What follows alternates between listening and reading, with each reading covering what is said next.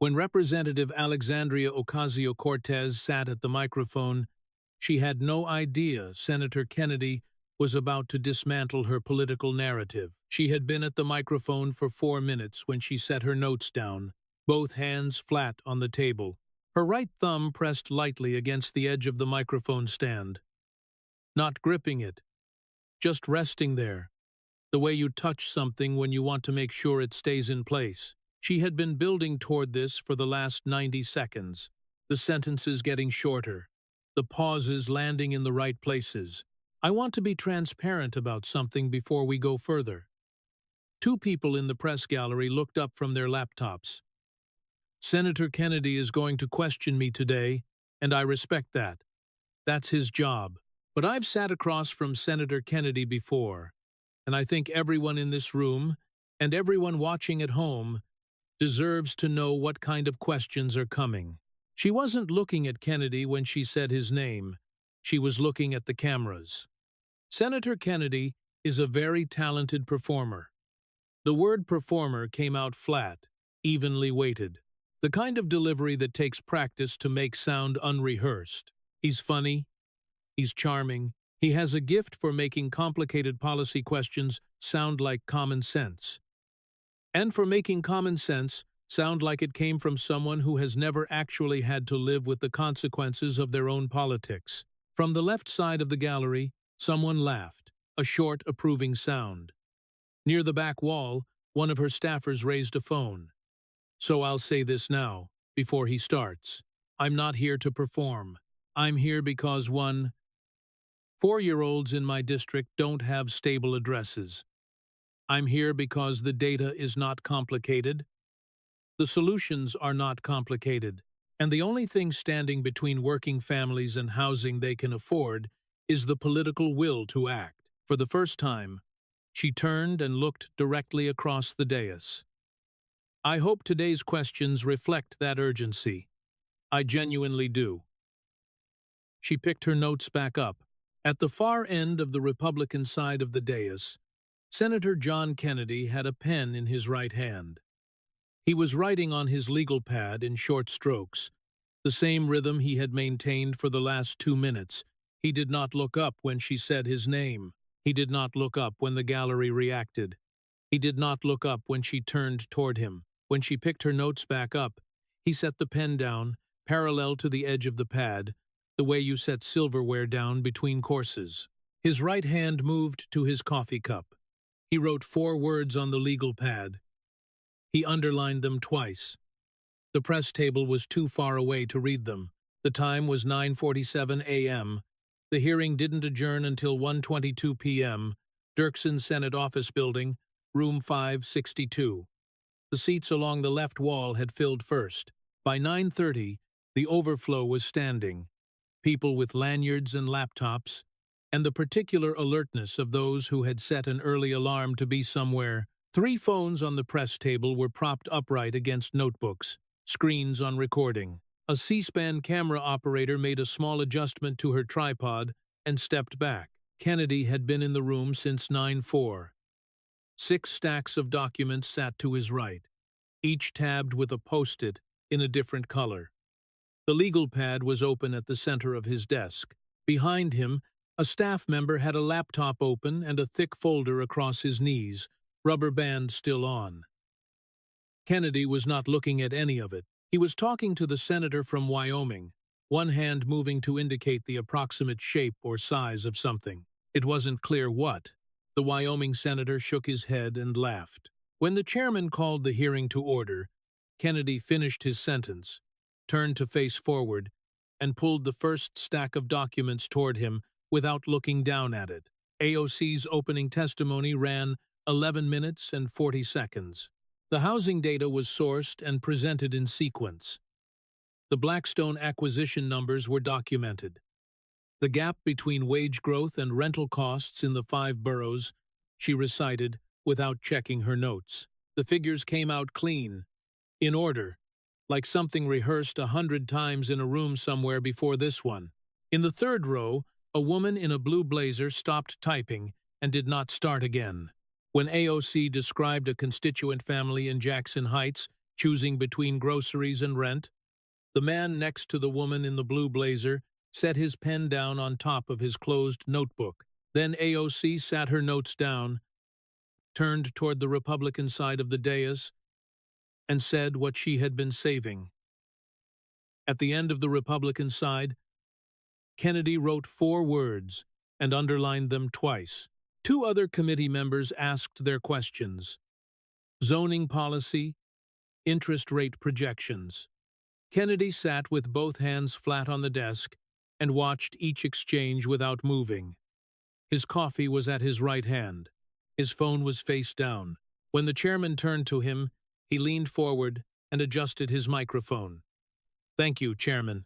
The Louisiana drawl stretched every syllable out to its full length, unhurried, almost gentle. "And thank you, Representative, for being here today. I read your written testimony last night." He looked across the room at her, the whole thing. He picked up his pen. "I have some questions, if you don't mind. Let's start simple. Your testimony makes several specific causal claims," Kennedy said. "Not just descriptions of what's happening in the housing market, arguments about why, institutional investor acquisition, rent-seeking behavior, market concentration leading to reduced supply. Those are mechanism claims." He opened the first folder without looking down at it, his eyes still on AOC. "I want to understand the expertise behind them. You have an economics background. I have a degree in economics from Boston University." Boston University.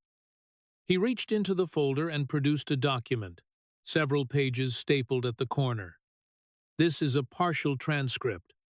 Yours, from your time at BU. Parts of it became public record when you applied for a congressional internship. Freedom of Information Act is something." He held it up briefly so the cameras could register what it was, then set it flat on the desk. Introduction to Macroeconomics. Freshman year. Introduction to Microeconomics. Sophomore year. He turned the page. 1 upper-level elective. Junior year. He turned another. That's 3 economics courses over 4 years. Boston University requires 12 courses for a full economics major. He looked up. Your degree is economics and international relations, heavy emphasis on the IR side. Is that right? AOC's hands were resting on the table. The pen she had been holding since her testimony was still in her right hand. My degree program combined both disciplines. Yes, the Introduction to Microeconomics course. He turned to the second page of the transcript. Supply and demand curves, market equilibrium, price mechanisms, the foundational architecture of how economists think about resources. You received a C+. A phone screen in the gallery went dark. The person holding it didn't move to turn it back on. Kennedy set the transcript down and folded his hands on top of it. "I want to be precise about what I'm doing here because I think precision matters. I'm not saying a C+ is disqualifying. I got a C+ in statistics at Vanderbilt, and I still graduated. What I'm saying is that the proposals in your testimony involve fairly technical assumptions about capital behavior, tax incidence, investment elasticity, the effect of wealth taxation on asset allocation decisions. Those are graduate-level concepts." He tilted his head slightly to the right. "Where did that expertise develop after Boston University?" AOC leaned toward her microphone. "My work in Congress involves." "Before Congress," Kennedy said. Same pace, same tone. No edge in it, just the word. "After BU." "Before Congress." "You worked as a community organizer." "You worked as a bartender." He paused. "Honest work. My father ran a small business. I mean that sincerely. But I'm asking about economic expertise. Specifically, the kind required to design tax incidence policy. Senator, economics isn't only developed in classrooms." Her posture had not changed. Her voice had not changed. The pen in her right hand had not moved. It's developed by living inside an economy that isn't working for most people. My constituents have taught me more about how markets actually function for working families than any graduate seminar. I don't doubt that, Kennedy said. He wrote something brief on the legal pad.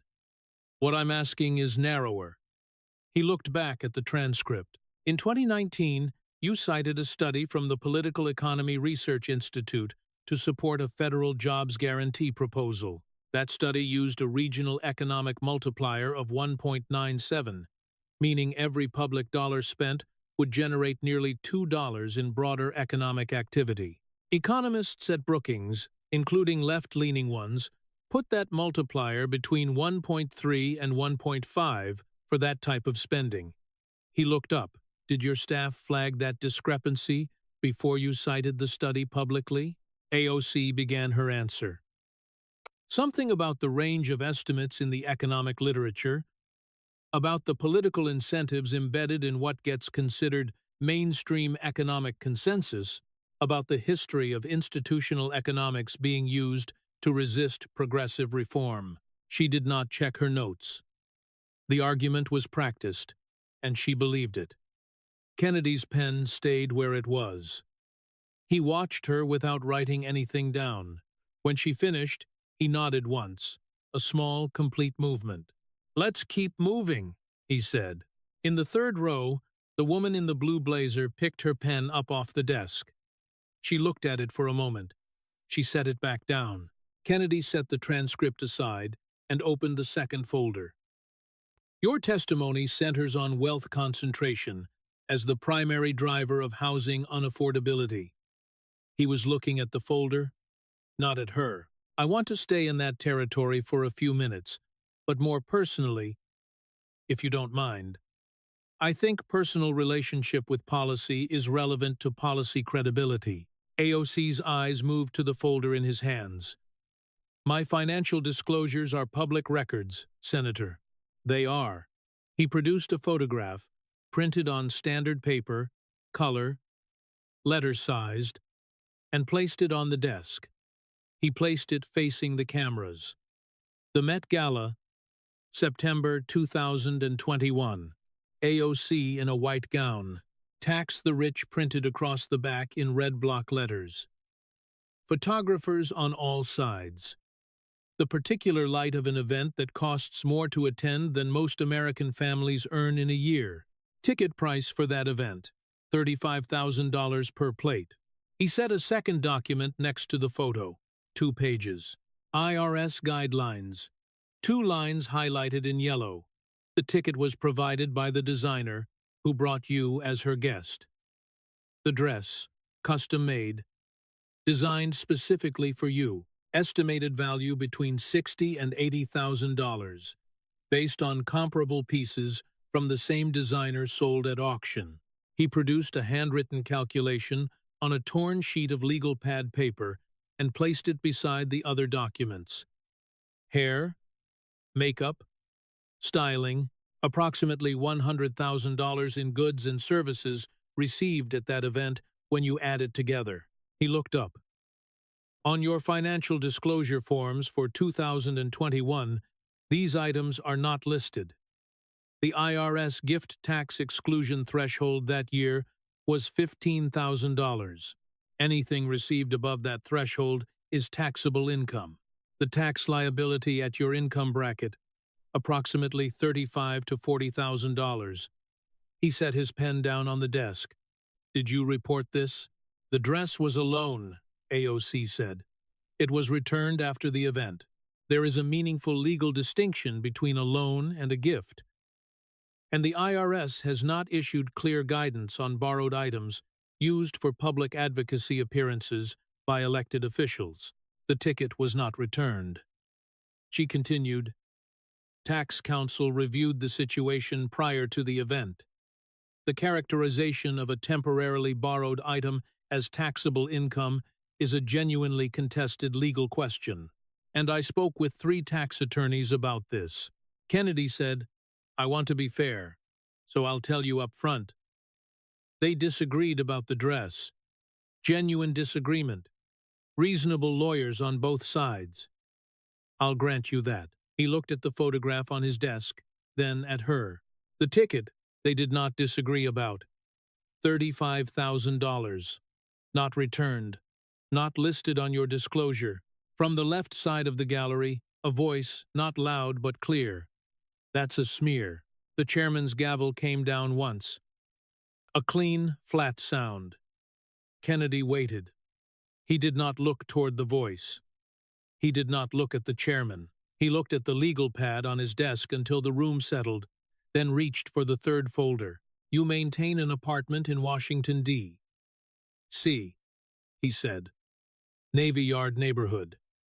The building has a rooftop pool, a fitness center, a yoga studio, a concierge, and controlled entry security. Rent for a one-bedroom unit in that building runs approximately $3,000 to $4,000 a month.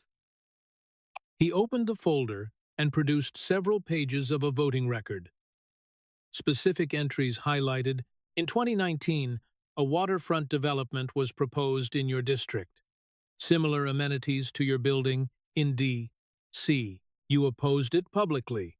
You called it an instrument of gentrification, said it would displace working families, raise rents in the surrounding area, destroy community character. He set the voting record on the desk next to the photograph, which was still there.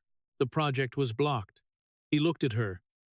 The families being priced out of Navy Yard. Are they less working class than the ones in Queens? AOC's pen was in her hand again. She had picked it up at some point in the last 2 minutes without appearing to notice. She had not written anything with it. The displacement pressures in the two neighborhoods operate through entirely different structural mechanisms. The demographic context of Navy Yard. I understand the argument, Kennedy said. He was already reaching for the next folder. Not pausing, not pivoting, just moving. He produced a photograph. Candid, unremarkable. A parking lot somewhere, AOC stepping out of a car. He placed it on the desk next to the Met Gala photo and the voting record. The surface in front of him was accumulating. You drive a Tesla Model 3. Base price around $40,000. He looked at the photo for a moment, then at her. Congressional salary. $174,000 a year. That puts you in the top 10% of American earners. He left the photograph where it was.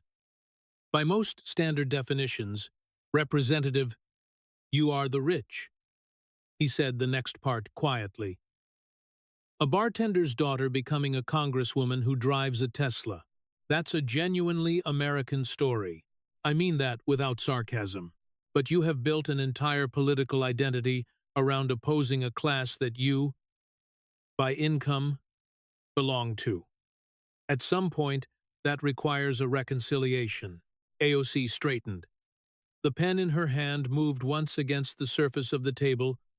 Not writing, just a small contact. Senator, since we're having a conversation about financial relationships with policy positions, you have received $2.3 million from oil and gas interests over the course of your career. I'd ask whether your questions today are as disinterested as they appear. The man in the second row stopped moving entirely. He was not looking at Kennedy.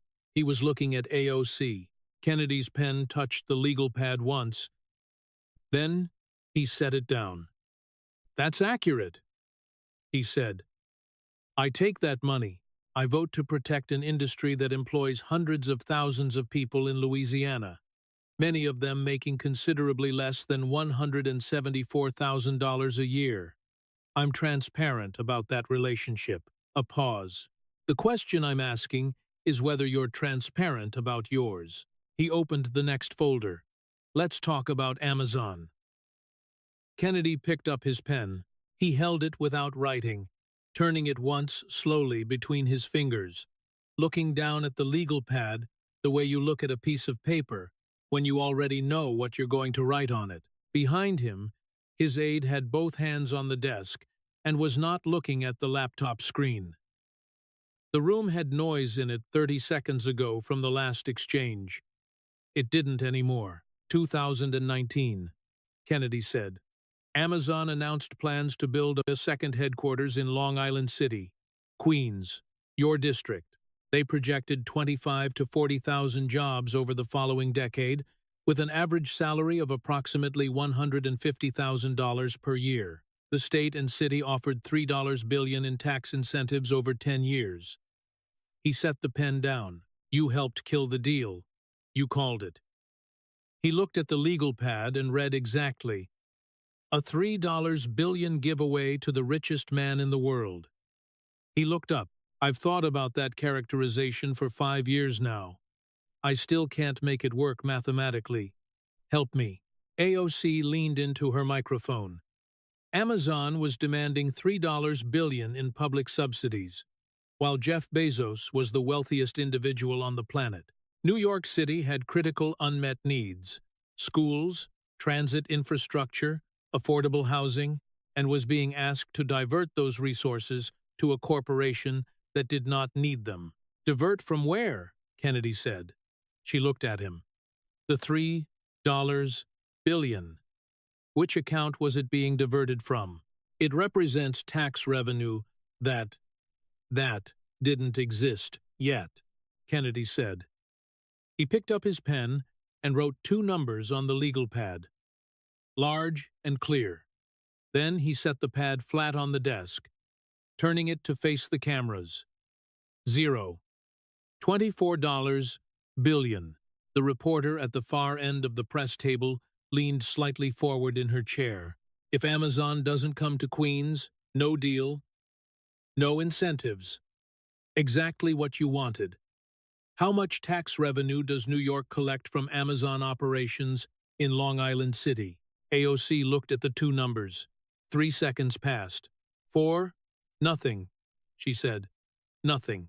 His right index finger touched the top number once, briefly, then moved to the bottom.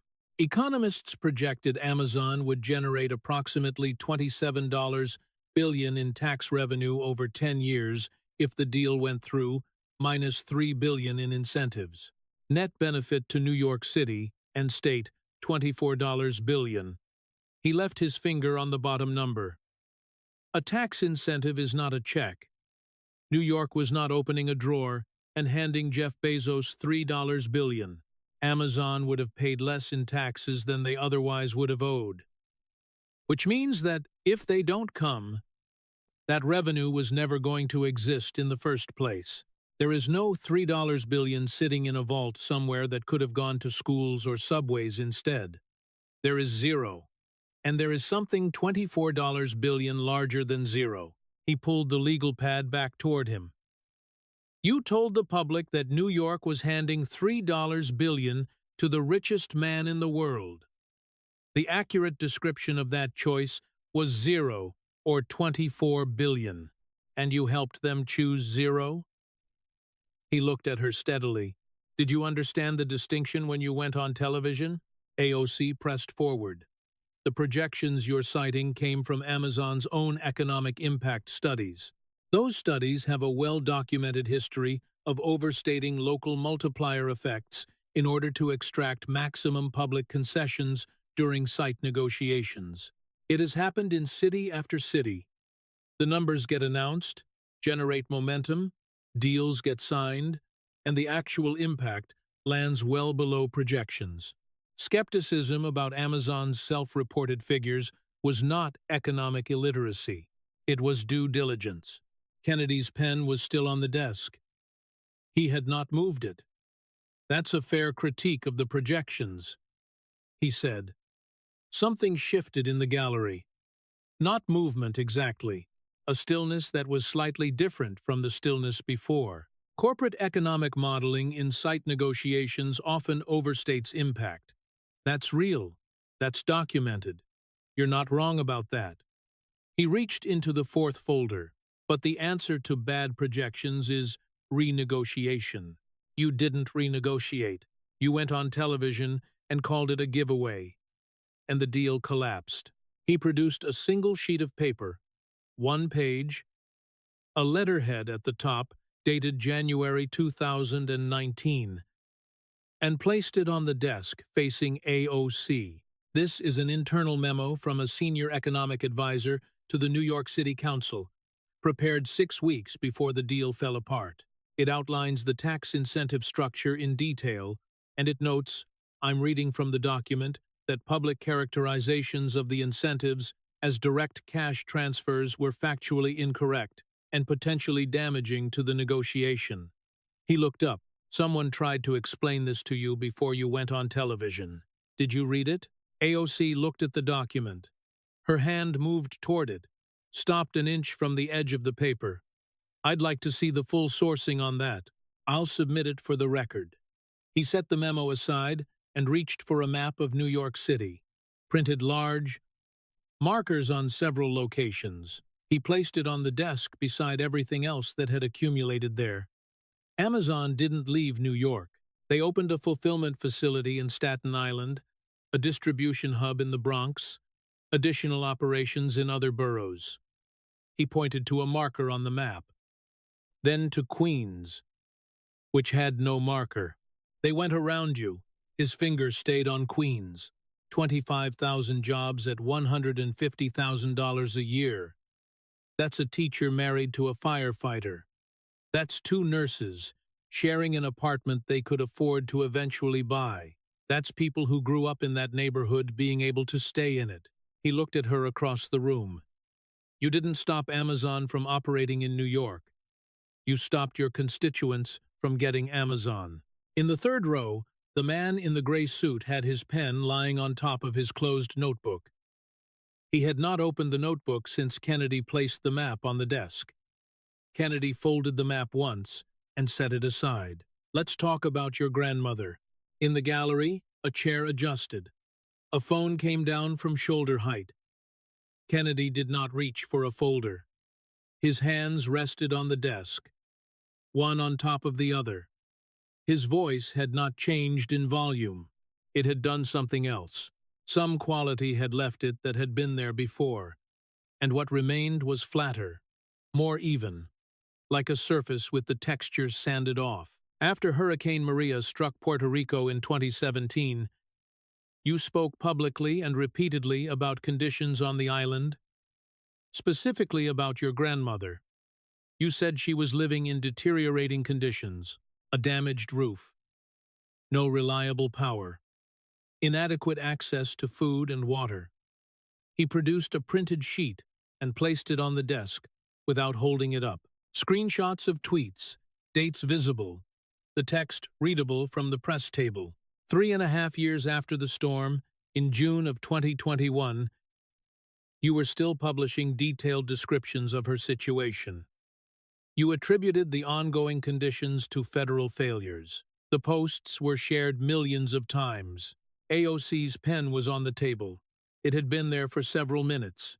She was not looking at it. People responded, Kennedy said. A fundraising campaign was organized, not for Puerto Rico broadly, specifically for your grandmother. It raised over $100,000. Your office was contacted to arrange delivery of the funds. AOC's aide, standing along the back wall, uncrossed her arms. Both hands dropped to her sides. You refused, Kennedy said.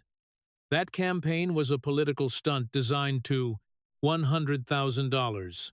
His voice stayed flat, raised by people who read what you wrote and wanted to help your grandmother. You called it a stunt.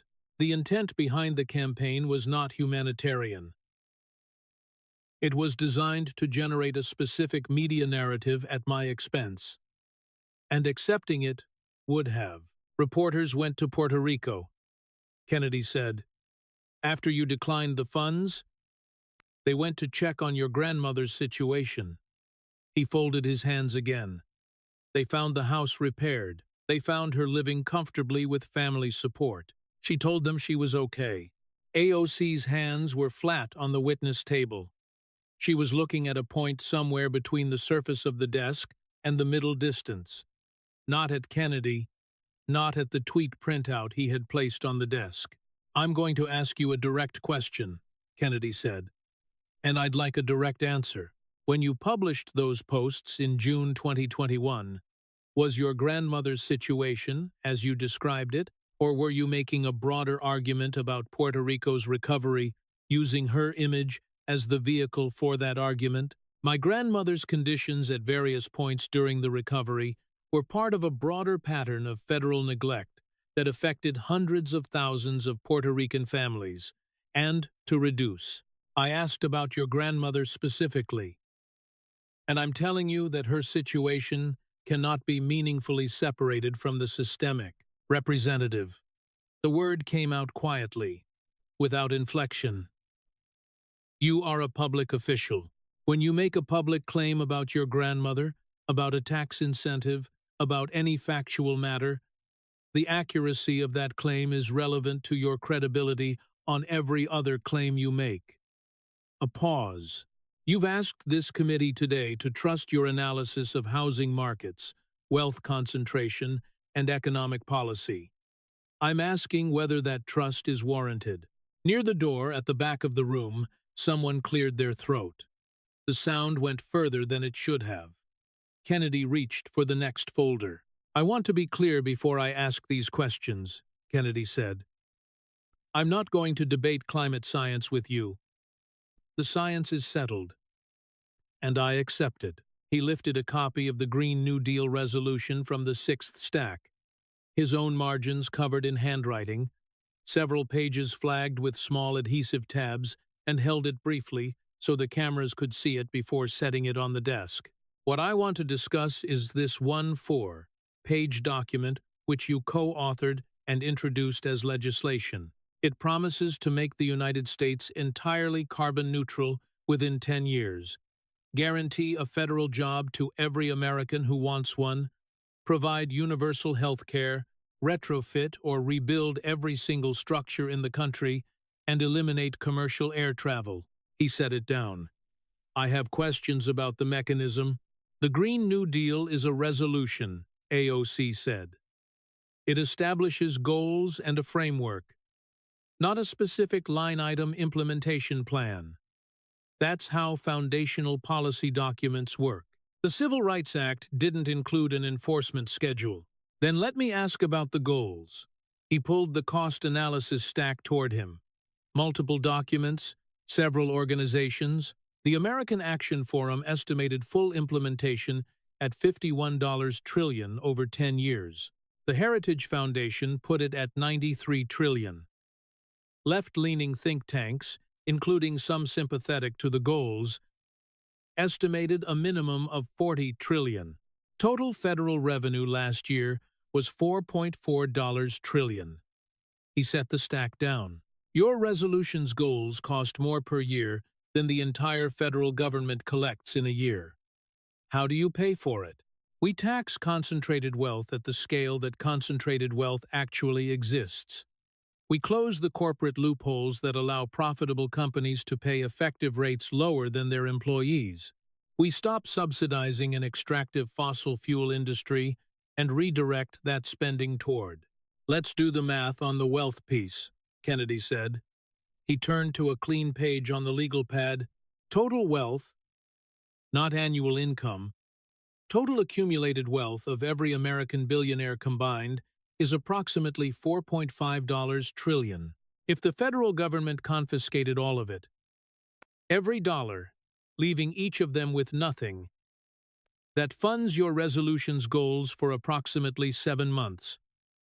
He wrote the number down, circled it. Corporate loophole closure done aggressively, economists estimate around $100 billion annually. Military spending reductions.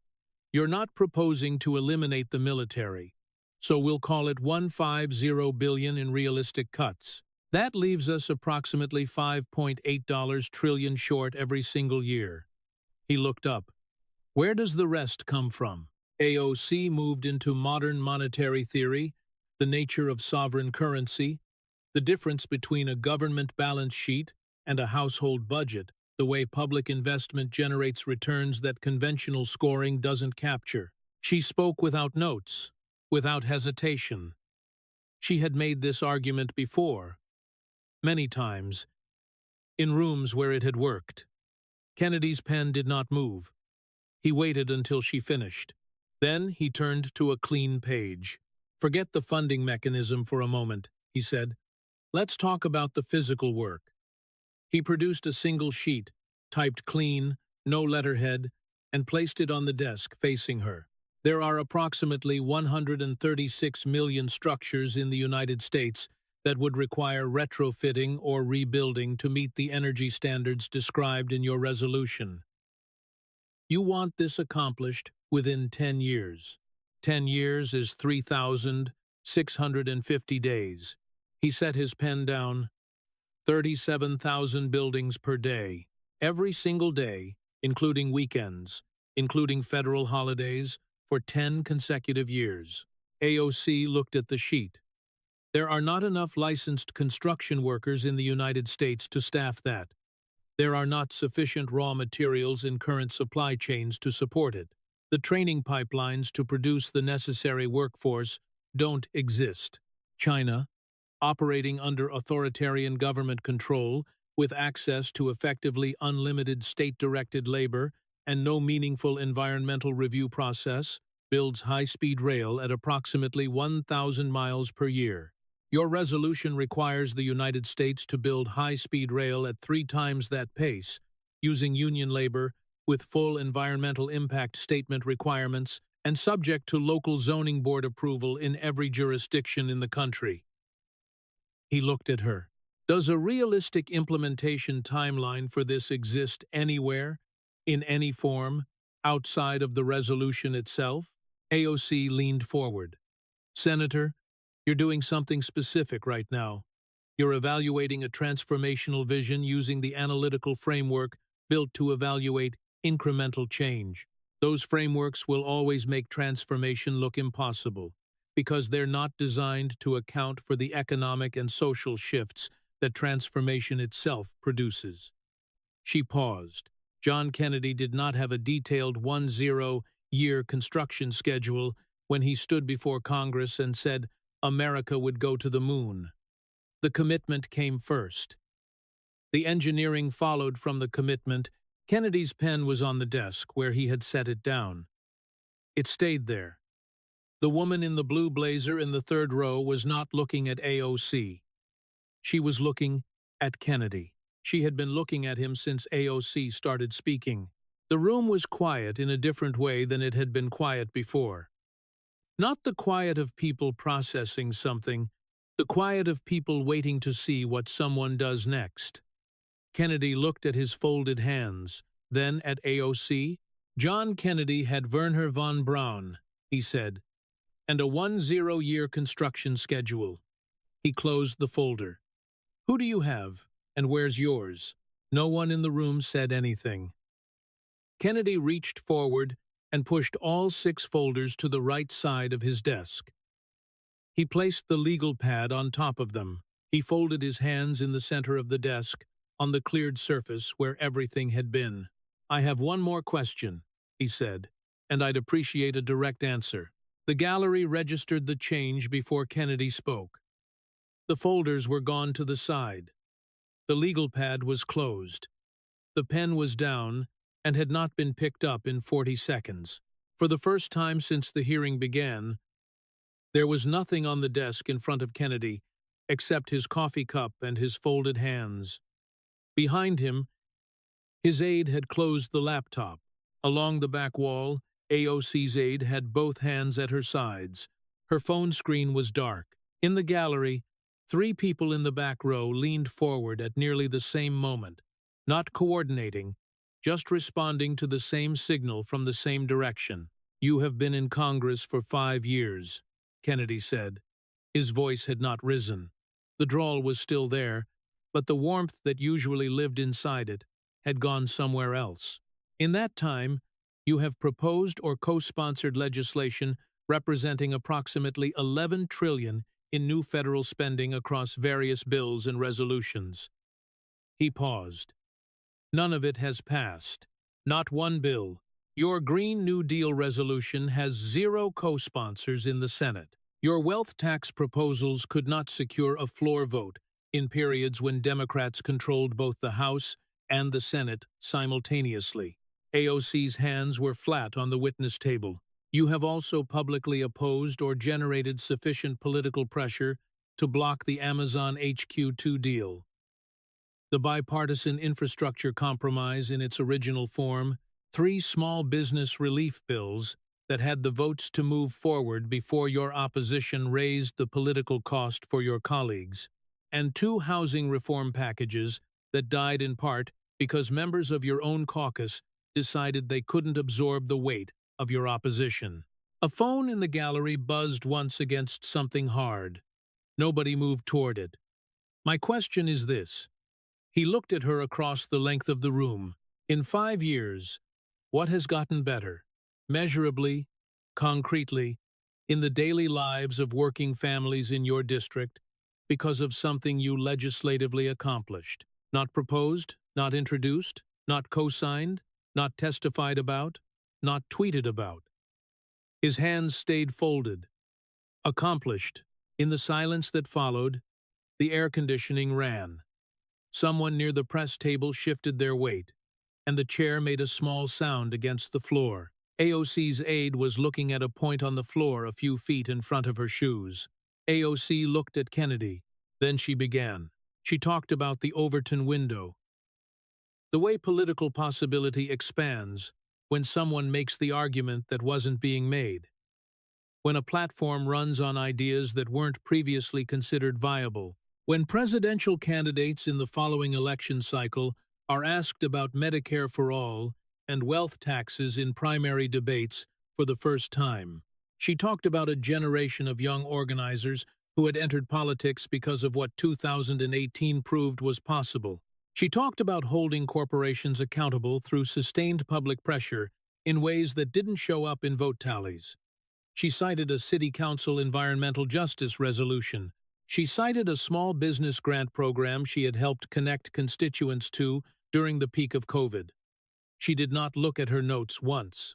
The pen that had been in and out of her hand all morning was on the table where she had last set it down. She didn't reach for it. When she finished, Kennedy looked at his folded hands. He stayed that way for a moment, not performing thought, just a man looking at his own hands. Then he looked up. The Overton window, he said. The words came out without inflection, without the drawl leaning into them the way it usually did. I want to tell you what the Overton window looks like from where I'm sitting. He was not reading from anything. There is a man named Edwin Reyes. He ran a restaurant on a side street in Jackson Heights for 11 years. His parents opened it. He took it over when his father's knees gave out. He employed 14 people, most of them from the surrounding blocks, most of them immigrants, most of them making somewhere between $35,000 and $50,000 a year. Not comfortable in Queens, but a paycheck, a schedule, a place that expected you to show up. The woman in the second row had set her pen down on her notepad. It rolled a half-inch and stopped.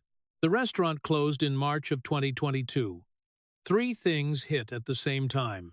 A minimum wage increase with no phase-in exemption for small employers under a certain revenue threshold, a commercial rent spike that followed the rezoning of the blocks around him, and 18 months of reduced foot traffic in that corridor because the deal that would have brought tens of thousands of workers and visitors into that part of Queens every week had been killed 3 years earlier. He looked at AOC steadily. Edwin Reyes doesn't have a Twitter account. He's working nights at a warehouse in New Jersey now. The 14 people who worked for him scattered. Most of them are doing something similar. The air conditioning ran. Nothing else did. You mentioned 1 4-year-olds in your district without stable addresses. I believe that troubles you. I believe it troubled you before it was useful to say so publicly, and I'm not questioning that. He paused. But the Overton window is not a place where Edwin Reyes can make payroll at the end of the month. It is not a school his kids can attend. It is not a roof. He unfolded his hands and placed them flat on the clear surface of his desk. You came into this room this morning and told the cameras what kind of questions I was going to ask before I had asked any of them. I want you to know, I've been in rooms like this for 23 years. I've sat across from people I disagreed with on virtually everything, who could still point to something that existed in the world because of them. A bridge, a drug that got through the approval process, a provision in a bill that kept a hospital open in a county where the next nearest one was 90 miles away. The question I just asked you is the question I'd ask anyone sitting at that table, including myself. He paused. Including myself. He stood up. The people who sent you here are not symbols of a political moment. They are not vehicles for expanding what's considered possible in American political discourse. They are people in a specific place, on specific streets, with specific problems that require specific solutions. His voice had not risen. And after today, I think they have a clearer picture of what they've been getting and what they haven't. He stepped back from the microphone. The chairman said something about thanking the witness for her time. A member on the left side of the dais raised a procedural question about the process for submitting additional documents for the hearing record. The machinery of the afternoon continued moving. At the witness table, AOC's hands were flat on the surface in front of her. She was looking at a point somewhere between the desk and the far wall, not at Kennedy, not at the chairman, not at the three cameras still running. Her aide had one hand resting on her phone. The screen had been dark for 6 minutes. Kennedy was already talking quietly with a staff member, something about a vote at 4. His voice was low enough that the microphone didn't pick it up. His coffee cup was still on the desk. It had been there since 4 inches the morning. The clip was 4 minutes and 17 seconds long. It started the moment Kennedy pushed the folders to the right side of his desk. Someone in the press gallery had been recording on a phone since before Kennedy folded his hands, and the angle held steady. Wide enough to catch the room, close enough to read the stillness in it. The clip went up before the hearing adjourned. By the time AOC's staff was collecting her documents from the witness table, it had already been uploaded by 4 separate accounts on 3 different platforms. By 0 inches the afternoon, it had 4 million views. By 6, it had 9. By midnight, it had 11 and still climbing, which almost never happens after midnight. Something about the clip kept people sending it. People who agreed with Kennedy sent it to people who disagreed. People who had never heard of the Joint Economic Committee sent it with a single line of text above it. In the comments sections across every platform, people were typing out Kennedy's question in full. Not to answer it, not to argue about it, just typing it out the way you write something down when it won't stop sitting in your head. The question had a way of landing, regardless of how you felt about who had asked it. MSNBC led its 6 p.m. programming with a segment headlined, "Senator Kennedy's Targeted Attack on Progressive Congresswoman." The chyron used the word attack 4 separate times over 40 minutes. 3 economists were brought on consecutively to review Kennedy's specific factual claims: the tax incentive math on the Amazon deal, the Green New Deal cost estimates, the gift tax question around the gala, the Amazon job projections. The first said Kennedy's framing of tax incentives as foregone rather than diverted revenue was essentially correct.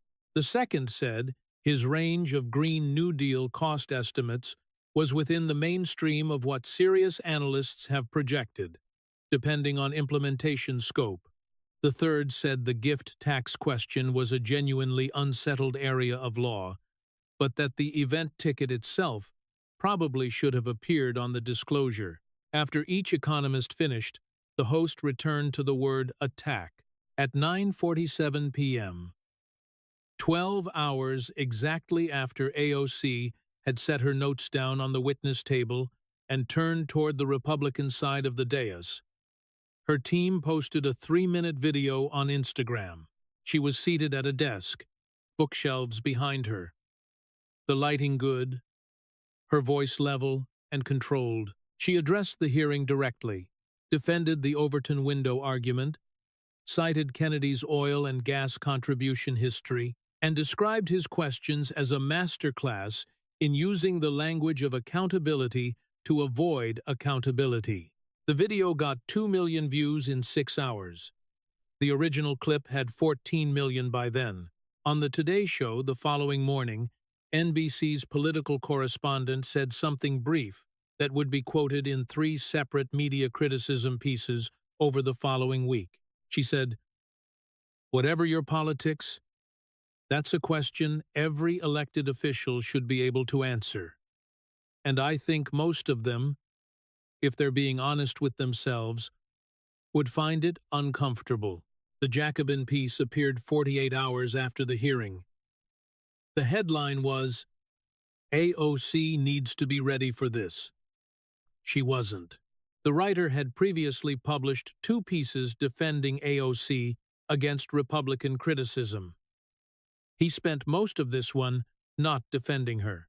The argument was specific, that Kennedy, who was wrong about virtually every substantive policy question he had ever engaged with, had nonetheless asked the correct question at the correct moment, in front of the correct cameras, and that the progressive movement had no good public answer for it. Not because the answer didn't exist, but because no one had been required to give it before. The piece was shared heavily in the days that followed, mostly by people on the right. Not only by people on the right.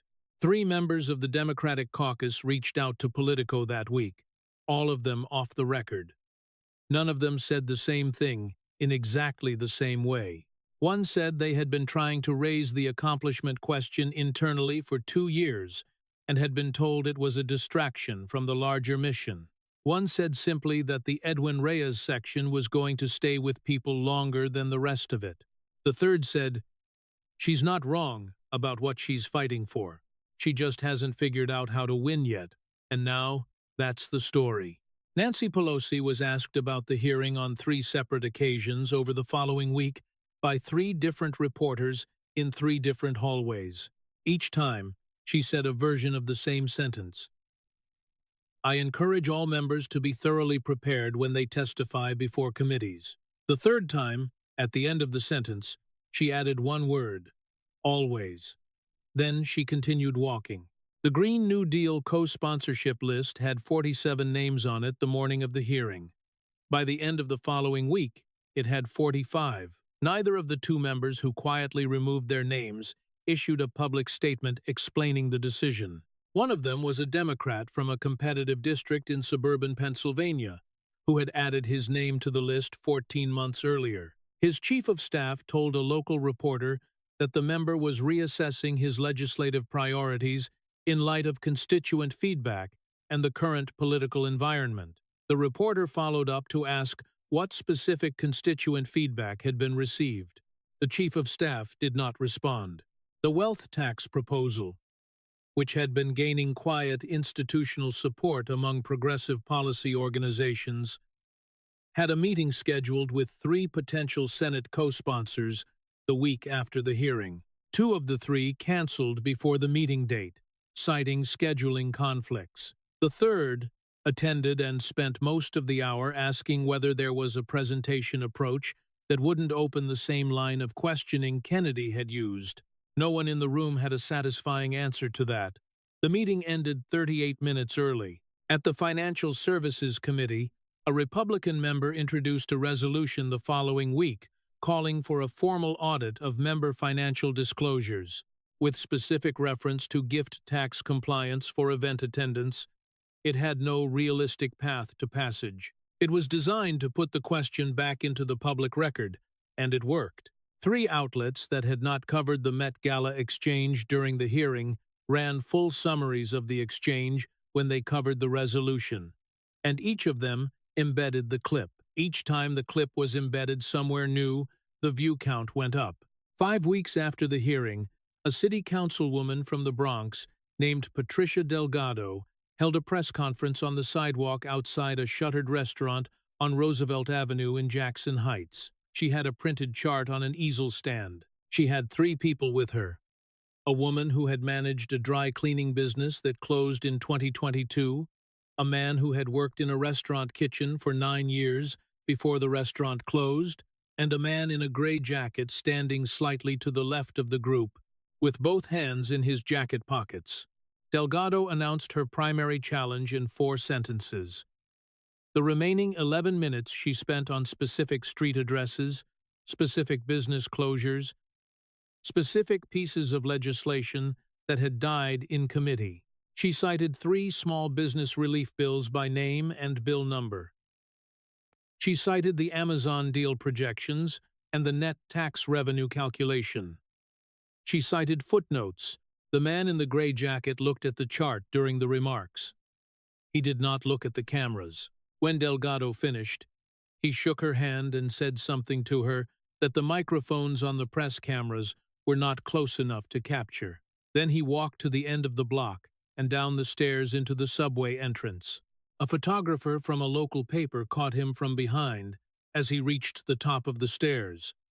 Gray jacket, both hands back in his pockets, the length of Roosevelt Avenue stretching out behind him in the November light. The photo ran above the fold the next morning. There was no caption under it. The editor had decided one wasn't necessary. 6 months after the hearing, the standard boilerplate that accompanied AOC's name in mainstream coverage had changed by 3 words. No editor announced the change. It appeared quietly across outlets, the kind of adjustment that gets made in style notes without a meeting. Where the line had previously read Representative Alexandria Ocasio-Cortez, DNY, a leading progressive voice, it now read Representative Alexandria Ocasio-Cortez, DNY, whose major proposals have not advanced to a vote. 3 words, no adjective attached to them, no editorial characterization, just a clause that answered in 10 words the question that Kennedy had asked in the hearing room and that nobody had answered satisfactorily since. Kennedy had not called anyone at any network. He had not issued a statement about the hearing after leaving the building. He had not given an interview about it, had not tweeted about it, had not mentioned it in any of his subsequent public appearances. When a reporter caught him in a hallway 2 days after the hearing and asked whether he thought the exchange had changed anything, he looked at her for a moment. "I just asked questions," he said. He walked into an elevator. The doors closed.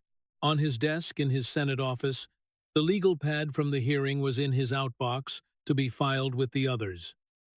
The 6 folders, post-it tabs removed, were stacked in a box near the door for archiving. The coffee cup, the one that had been on his desk since 9/4 on the morning of the hearing, was in the small kitchen at the end of the hall, cleaned, back in the cabinet where it lived between one hearing and the next. He had another one on Thursday. He had been reading for it since Tuesday. Room 562 was empty by 2:00 the afternoon. A facilities worker came through with a cart, folding the extra chairs that had lined the walls, collecting paper cups from the surfaces where people had left them. The dais had been wiped down. The C-SPAN cameras were broken down and loaded into their cases. A single lanyard hung over the back of a chair at the press table. Whoever had left it was already gone. On the desk where Kennedy had sat, near the right edge where the 6 folders had been stacked, a yellow post-it note lay face down on the surface. The facilities worker picked it up, turned it over, looked at it for a moment. She dropped it into the cart with everything else. Whatever the 4 words were, the camera had never been close enough to read.